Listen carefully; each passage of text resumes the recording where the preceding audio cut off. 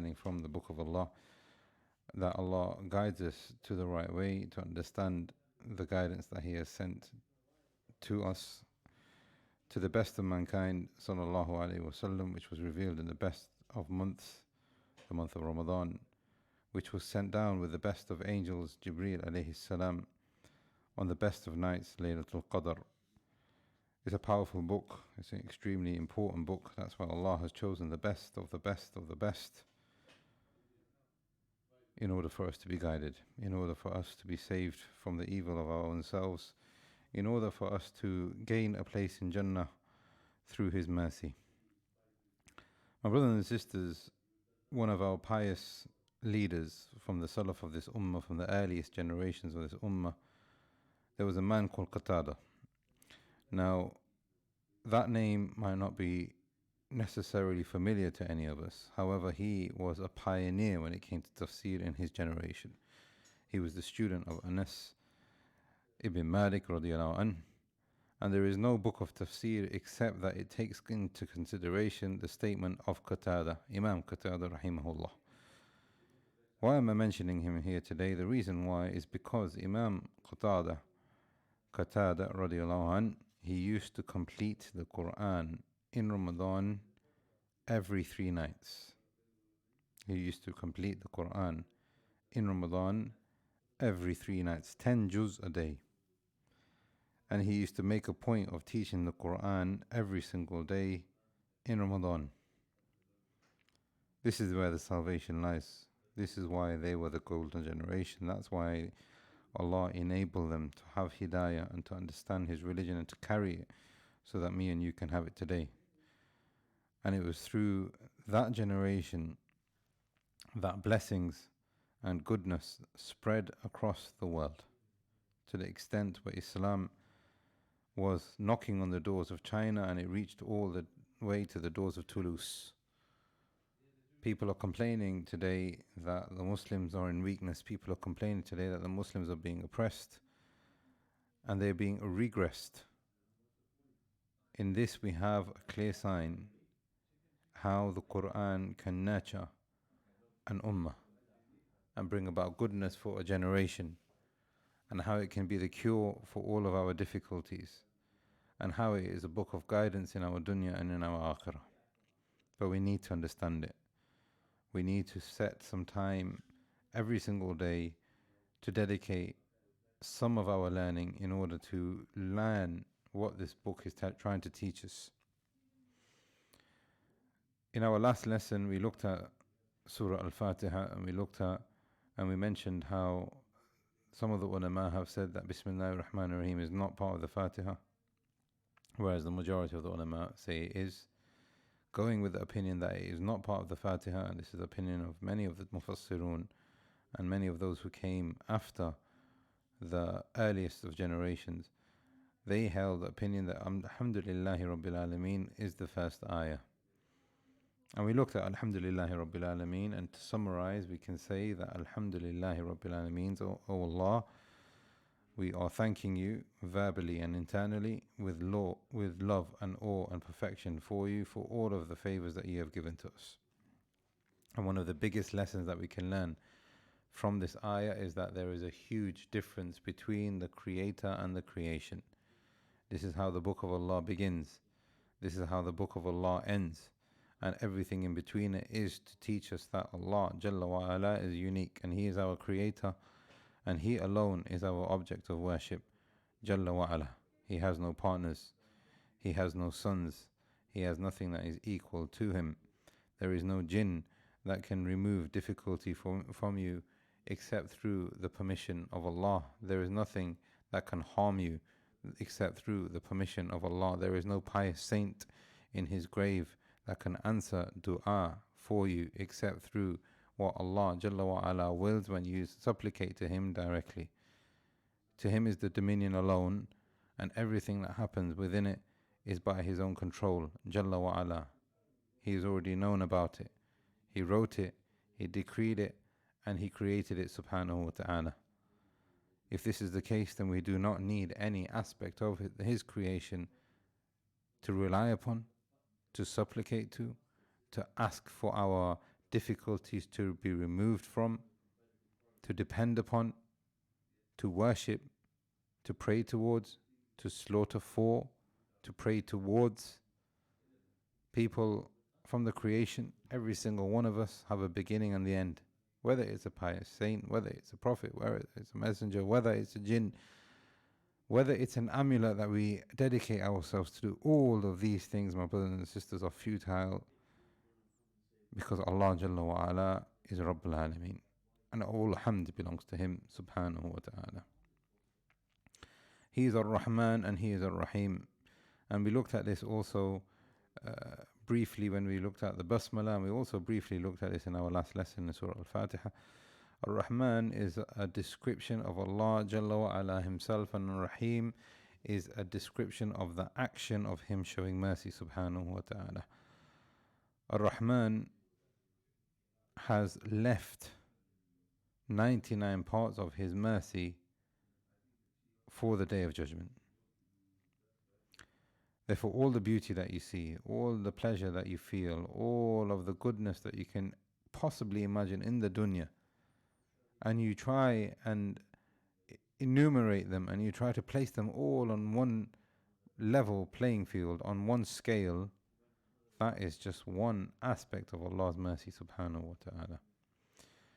And He has saved 99 parts for a day where He has told us to prepare for. He has saved 99 parts for a day where He has told us that there is going to be a day, and if that day you are successful, then you will be successful for eternity. And if on that day you are not successful, then His rahmah will not reach you. May Allah protect us and our family members and make us of those who Ar-Rahman is pleased with, and that we become from the Ibadur Rahman. Maliki Yawmiddin, sovereign owner of the Day of Judgment, subhanahu wa ta'ala.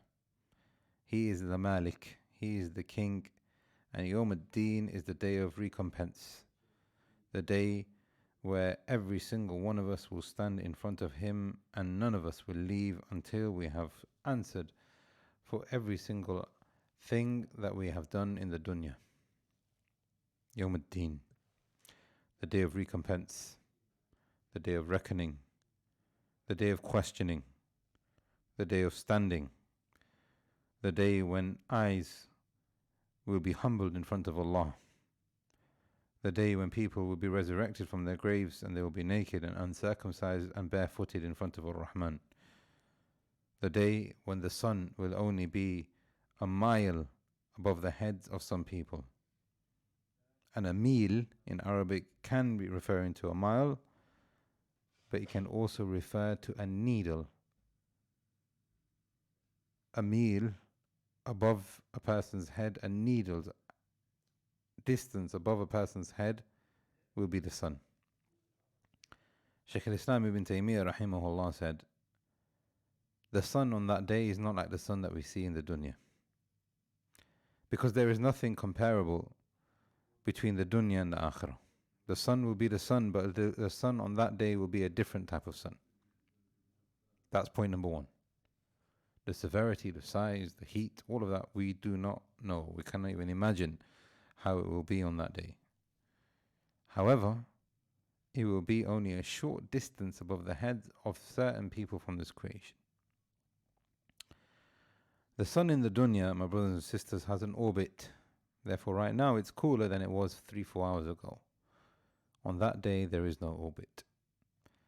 The sun in the dunya, my brothers and sisters, sometimes it could be clouded and sometimes it is not clouded. On that day, there will be no clouds.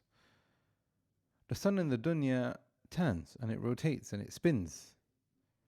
The sun on that day will be static, suspended over the heads of those people who Allah decrees that it is placed over. May Allah protect us and our family members and our loved ones. This is the Yawm ad-Din. This is the reason why you have been created. Allah Jalla wa Ala has created you for a purpose where you can be selfish for, my brothers and sisters. Yes, Allah has created you for a selfish purpose for you. Because humans, by their very nature, are selfish. What is in it for me? Why has Allah created me? The answer is quite clear. وَمَا خَلَقْتُ الْجِنَّ وَالْإِنسَ إِلَّا لِيَعْبُدُونَ. Allah has created man and jinn and man, except to worship Allah. But the question now, why? Why does Allah want us to worship Him? Why has Allah created us so that we can worship Him? The answer to that question, my brothers and sisters, is a selfish question for you. Or the answer is selfish for you.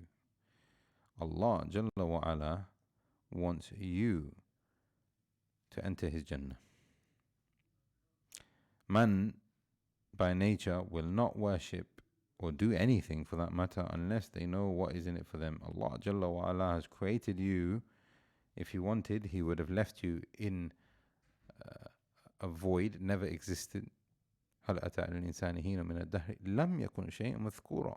Don't you realize that there was a time within the sphere of time and place where man was not even mentioned? Nobody even knew what a man was. But Allah brought you into existence. You Abdullah, you Khadija, you Aisha, you Abdurrahman.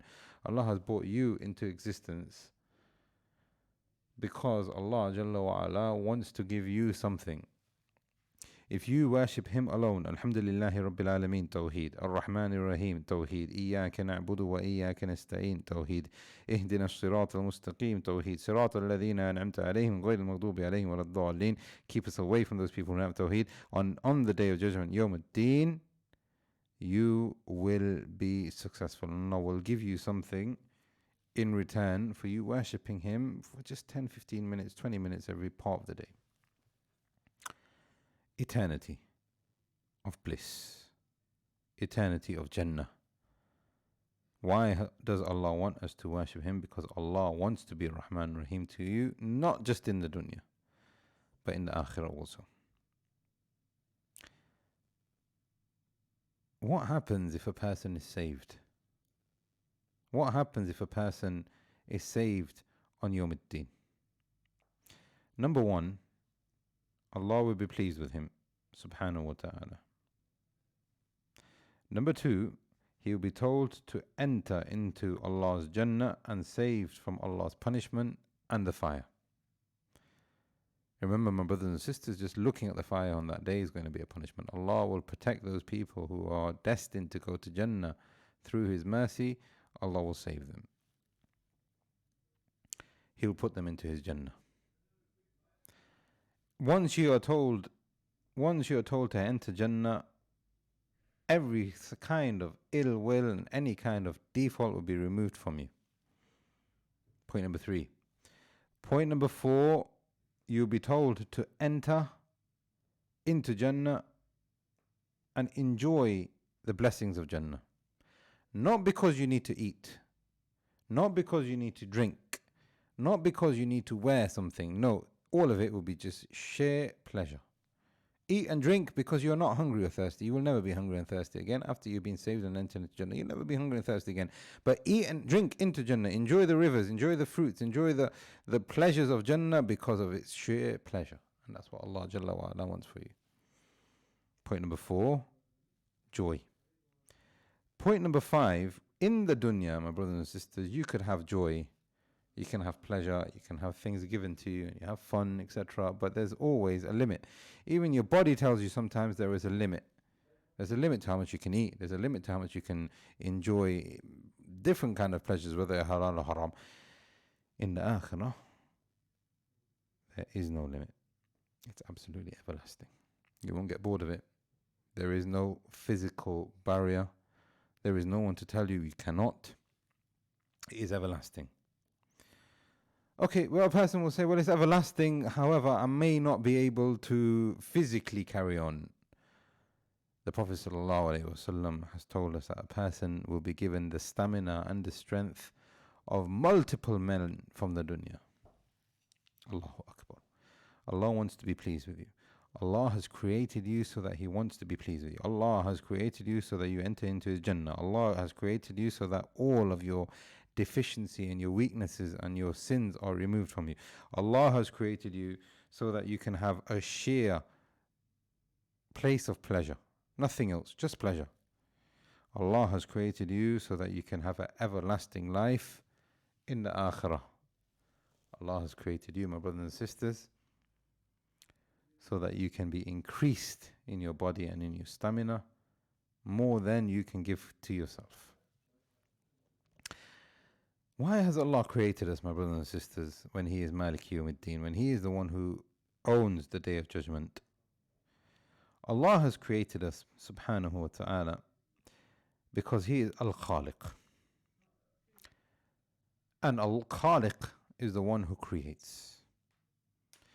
So the reason why Allah has created us, yes, there is a selfish motive for you, ya Bani Adam. Yes, there is. But there is also an aspect of Tawheed as to why Allah has created you. Because from His names and His attributes is that He is Al-Khaliq. Had He not created you, then the name Al-Khaliq needed, or Allah Jalla wa Ala decreed for Himself that Al-Khaliq subhanahu wa ta'ala, He Himself, from Him being Al-Khaliq in His names and His attributes, that He wanted to create you, subhanahu wa ta'ala. From His names and attributes, He is Ar-Rahman, so He wanted to create you so that He can show Rahmah to you. He is a Sabur, He is the one who is patient. He wanted to create you so that He can be patient with you and your defaults and your mistakes. He is a Shakur. He created you so that whenever you show any kind of goodness and closeness to Allah, Allah will show appreciation back to you, subhanahu wa ta'ala. He is a Tawwab. The reason why He created you, because He knew that you're going to make mistakes. He knew that there's going to be some errors, but He knows that some of them will say astaghfirullah and make tawbah, and Allah is the one who accepts tawbah. Allah Jalla wa Ala, every single name and attribute that He has, subhanahu wa ta'ala, has a connection with you. Therefore, why has Allah created mankind and jinn? The answer is to worship Him. Why does He want us to worship Him? Number one, so that you are liberated. And we begin with that because mankind is selfish. If we were to say, well, Allah, He wants to exemplify His tawheed, well, that's all well and good, but some people will not accept that. Selfish nature of Bani Adam is that he wants to know what it is in for himself. So now we realize that Allah Jalla wa Ala wants to be pleased with us. He wants to give us His Jannah. He wants to remove from us difficulty. He wants us to have joy. He wants us to live in an everlasting life, not here. He wants us to be increased. But there's also another reason why Allah Jalla wa Ala has created us, is because of His Tawheed subhanahu wa ta'ala and His names and His attributes, because He wants to have a connection with you. Either way, both of these, the answer and the conclusion is the same, because Allah wants to honor you. And you being in existence is better than you not being in existence, subhanahu wa ta'ala. Maliki Yawmiddin. There's another narration which says Maliki Yawmiddin. And the ulama, and both of these are mutawatir. Both of these have been narrated through many authentic sources from the Prophet ﷺ. Sometimes he used to say Maliki Yawmiddin, and sometimes he used to say Maliki Yawmiddin. Malik is the owner of the Day of Judgment. Malik is the king of the Day of Judgment. Malik is the owner of the Day of Judgment. Malik is the possessor of the Day of Judgment, subhanahu wa ta'ala. Through this wording, we can learn that Allah Jalla wa Ala, not only will He have the Day of Judgment in full control in His dominion, but He will have full power over His dominion, subhanahu wa ta'ala. Therefore, this wording, Malik and Malik, explain one another. You can have a Malik, but he is not a Malik. And you can have a Malik, and he is not a Malik. And the ulama of tafsir are giving many examples of this. For example, a person could be a king, so he is the king, but he is not necessarily the owner and the one who decrees in his country. Just like our country, we have a parliament, however the king or the queen doesn't really have any say in the legislation that happens. They are the owner, but they are not the governor, so to speak. They are not the possessor of the country. Malik, Malik. You can also have somebody who is in control of something, but they don't own it. Just like a person who is in charge, a manager of a business perhaps. Allah subhanahu wa ta'ala, through His tawheed, through His oneness, through the dominion belonging to Him only, through Him being the creator and everything else being the creation, through Him subhanahu wa ta'ala having some amazing names and attributes, through Him wanting to create us so that we will be elevated, us. Because Allah is not benefited in the slightest whether we worship Him or not. Allah subhanahu wa ta'ala on that day will be the owner and the controller of the Day of Judgment. Subhanahu wa ta'ala. These are the first 3 ayat of Surah Al-Fatiha. And some of the ulama of tafsir have explained these 3 ayat in a way that they correlate with one another.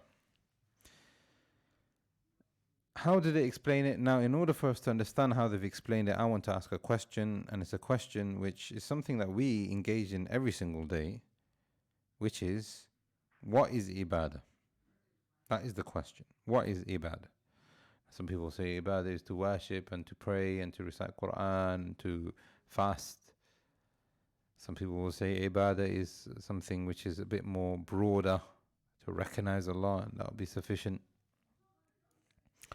The ulama have said that ibadah is anything which pleases Allah subhanahu wa ta'ala.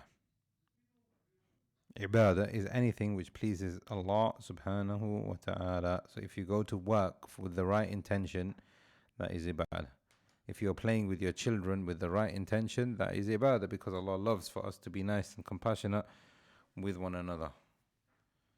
If you smile to your brother, if you are kind to your brother, if you have nice words to your brother, if you encourage your brother, all of these things are acts of ibadah, because this is something that Allah Jalla wa Ala loves and is part of the reason why He has created us subhanahu wa ta'ala. What does ibadah consist of?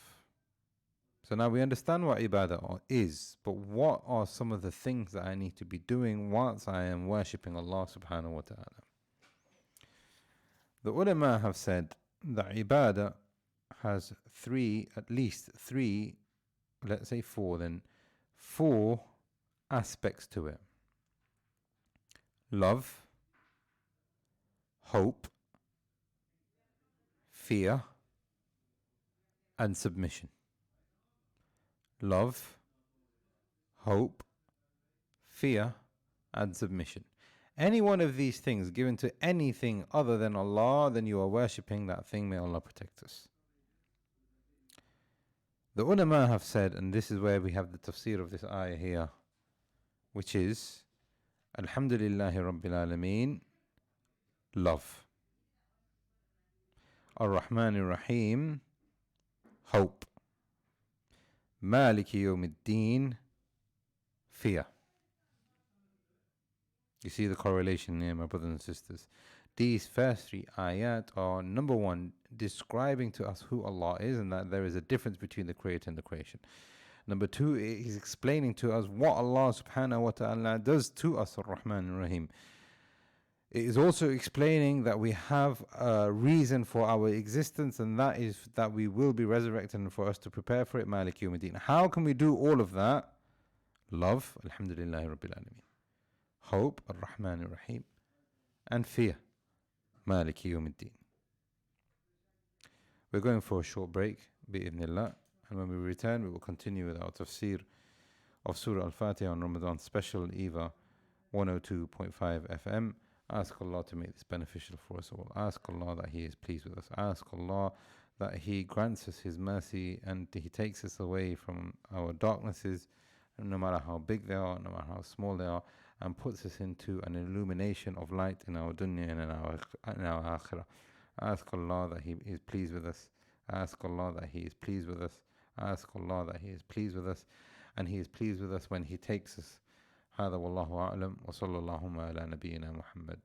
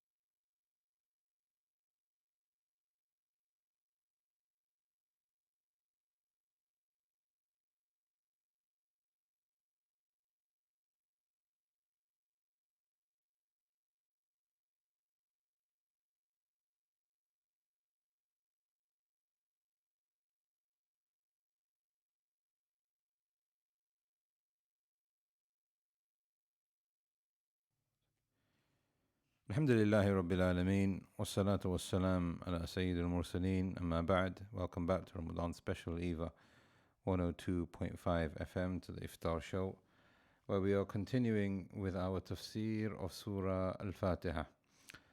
And we have mentioned in our previous lessons the virtues of Surah Al-Fatiha, and we have mentioned that it is a shifa, and it is a ruqya, and it is known as Al-Hamd, it is also known as the Al-Kitab, and it is also the Fatiha, and it is also, there are so many benefits behind it. And we also mentioned a profound statement from one of our Imams, Hassan al-Basri, rahimahullah, said that there has nothing ever been revealed like this from any other book previously.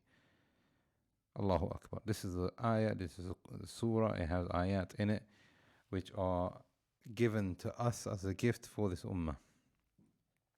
Its meanings are profound, its statements are concise, its message is detailed, its impact is uncomparable.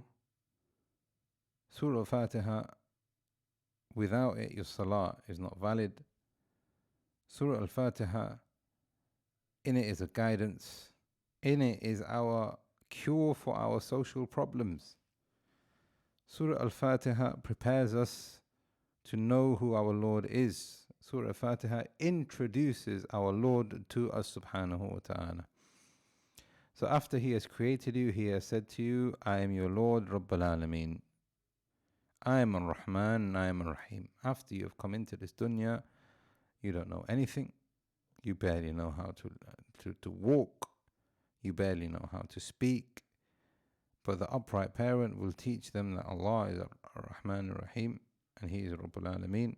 And this is how you have been introduced to your Lord in this book subhanahu wa ta'ala. This surah is from the leaders of the surahs which has changed people. It has made heroes.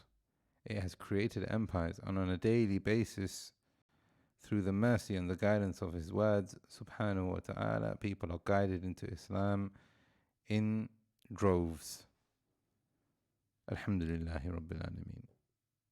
Because there is nothing else that we can have love and awe and show perfection towards except You, Ya Allah subhanahu wa ta'ala. You are Rabb, You are our creator, You are our sustainer, and You are completely separate from your creation.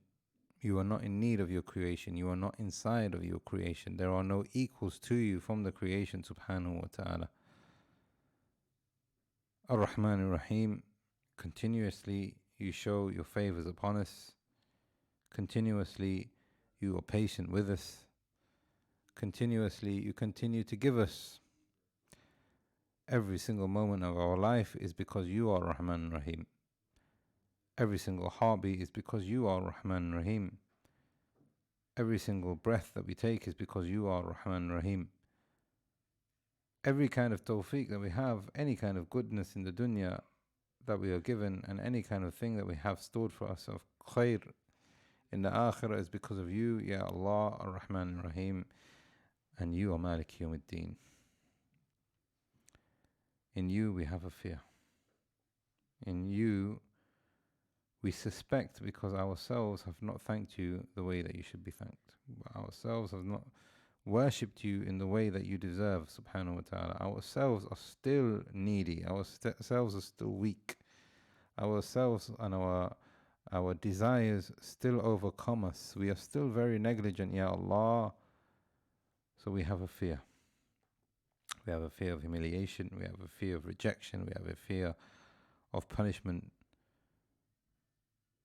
And as you can see, my brothers and sisters, the first line is about love. Because Allah Jalla wa Ala, through His favor, has brought us about into His existence, into our own existence, so that we can have a chance. But we need You, Ya Allah, so we have hope in You. You are Rahman Rahim, Malik Yawmiddin, and we fear from the evil consequences of ourselves. These first three ayat are connected to the next three, or the last three ayat from Surah Al-Fatiha also. So the first one is Alhamdulillah Rabbil Alameen, Ar-Rahman Ar-Rahim, Maliki Yawmiddin are connected to the last three ayat, and there's one ayah in the middle which is Iyaka na'budu wa Iyaka nasta'in.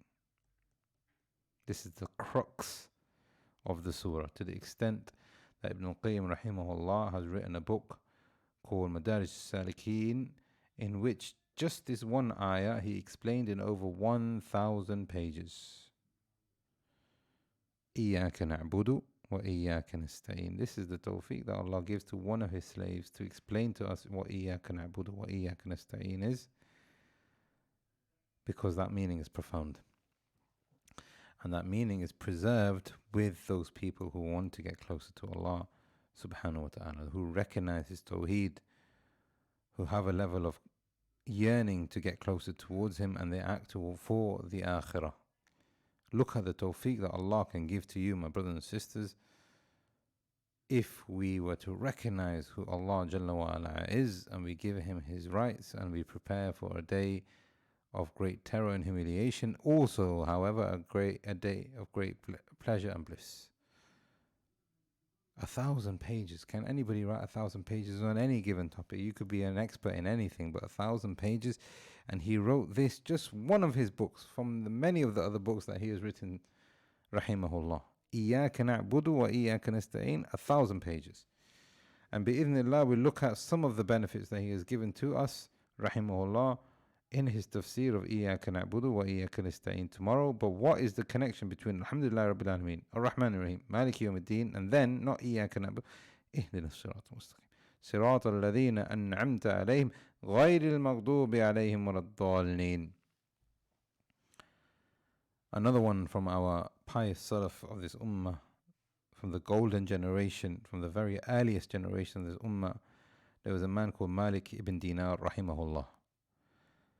And he said, قلوب الأبرار متعلقا بالخواتيم.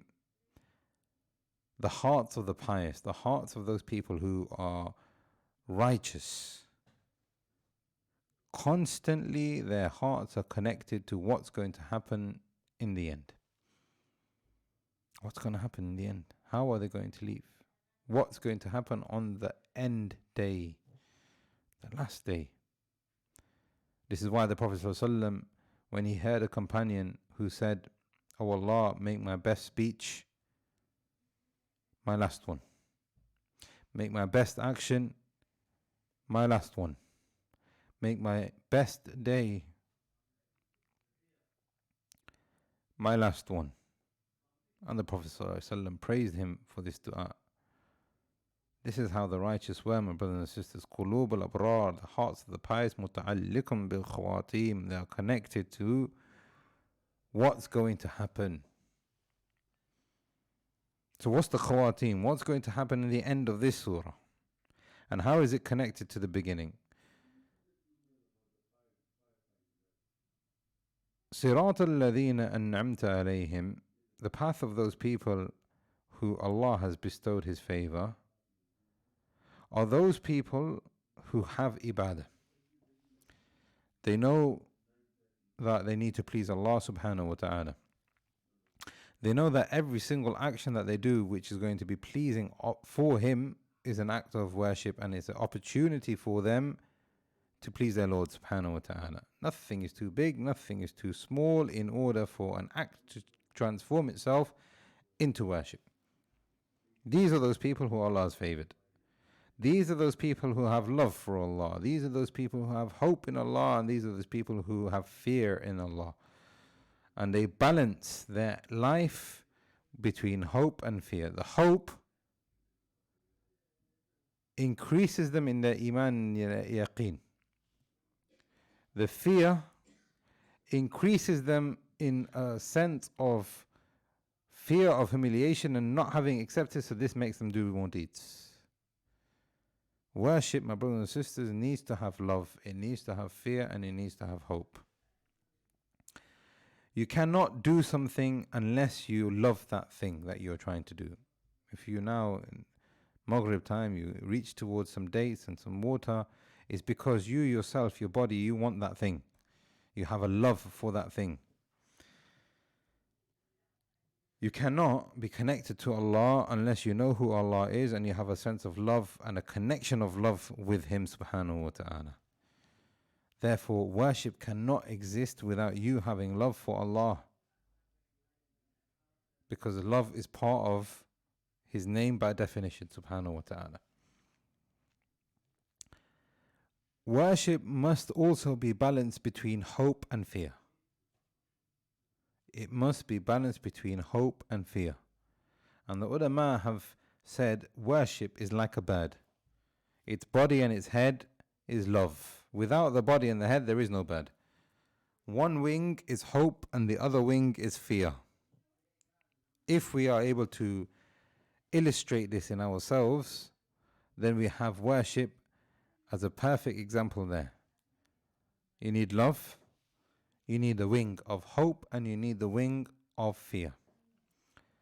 Hope that Allah will accept it from you. Hope that Allah will continue to give you His hidayah. Hope that Allah will be pleased with you. But fear also, because you need to have that encouragement of fear. And this is why Allah Jalla wa Ala over and over again in the Quran, as we will study bi'idhnillah, continuously, there is no ayah of Jannah except that there is an ayah of Jahannam. There is no ayah of Jahannam except there is an ayah of Jannah, because Allah Jalla wa Ala wants you to have hope and fear. That's how mankind operates. That's how they remain motivated. If you have too much hope, then you will lose fear. If you have too much hope, then you will not do any deeds. You will think, Khalas, Allah will be happy with me. I've said La ilaha illallah and I know that I will go to Jannah hopefully one day. If there is too much fear, then you lose the connection with Allah. Then you lose love with Allah. Then you will only do things because you fear Allah and not love Him. You will have too much fear and you will become, you will despair from the mercy of Allah, and Allah doesn't want us to despair and be depressed. Worship consists of love, hope and fear, equally balanced. Those are those people who Allah has guided. Ask Allah to make us those who are guided. And bi'idhnillah, tomorrow we will look at the correlation between the first ayat and the last ayat of Surah Al-Fatiha, and we will look at the other ayat in its tafsir also. Ask Allah to make us of those who are guided. Ask Allah to make us of those who are guided. Oh Allah, guide us and be pleased with us. Oh Allah, accept us from our fasting and our standing. Oh Allah, make this month a month of blessing and forgiveness. Oh Allah, make this as a month that we will enter His Jannah, your Jannah, Ya Allah. Oh Allah, you have opened the doors of Jannah. Don't prohibit us from entering into your Jannah, Ya Allah. Oh Allah, this is a month of afu. Have pardon upon us, Ya Allah. Subhanakallahumma wa bihamdik. Ashhadu an la ilaha illa ant. Astaghfiruka wa atubu ilayk.